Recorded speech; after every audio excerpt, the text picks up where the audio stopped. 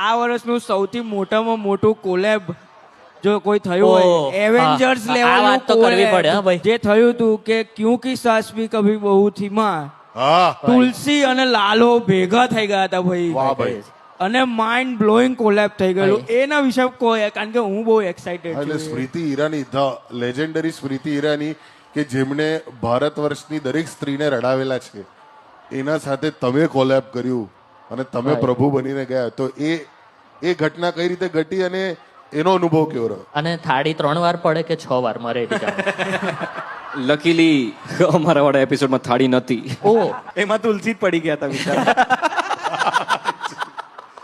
તે અનુભવ કેવો રહ્યો? નહીં નહીં મેં ક્યારેય સિરિયલ નથી કરી અને હિન્દી સિરિયલ સૌથી પહેલા એટલે ફોન આવ્યો કે આવું આપણે કંઈક વિચારીએ છીએ તો કરવું છે એટલે મેં કીધું યસ કેમ નહીં.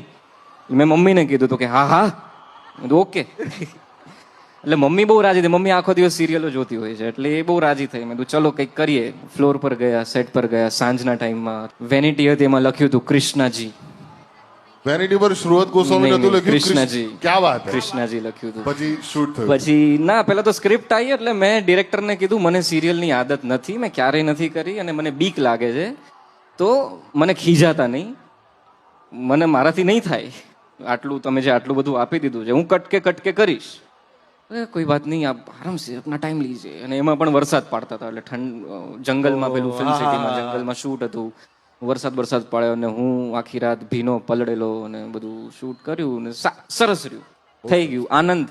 કોઈ પેલું નહીં, કોઈ ખીજાણું નહીં, બધું શાંતિથી. મેમ બહુ સપોર્ટિવ, ટેક યોર ટાઈમ, કરો આરામથી. પણ મજા આવી અને તરત જ બીજા દિવસે ટેલિકાસ્ટ થઈ ગયો.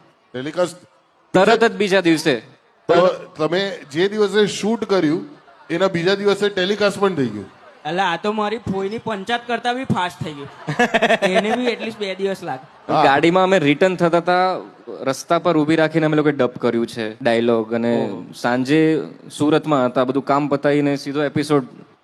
એટલે એવું થાય કે કાલ રાત્રે તો હજી શૂટ ચાલતું હતું. આ તો બધા જોઈ રહ્યા છે અત્યારે લાઈવ. તો એકતાબેન નો કમાન્ડ બહુ ખતરનાક કહેવાય સાહેબ. આ પેલા જેવું થયું અમદાવાદ પોલીસ વાળા બી એવા જ છે. રાત્રે કોઈ નબીરો 2 વ્હીલર લઈને સ્ટન્ટ મારતો હોય ને બીજે દિવસે સવારે તો આમ ટાંટિયા તૂટેલો ચાલતો દેખાય એકાદ પેલા વરઘોડો તરત ઓન ડિમાન્ડ વરઘોડો. ભાઈ તમે કઈ કાંડ ના કરો, છોના મોના શાંતિથી જીવો ભાઈ.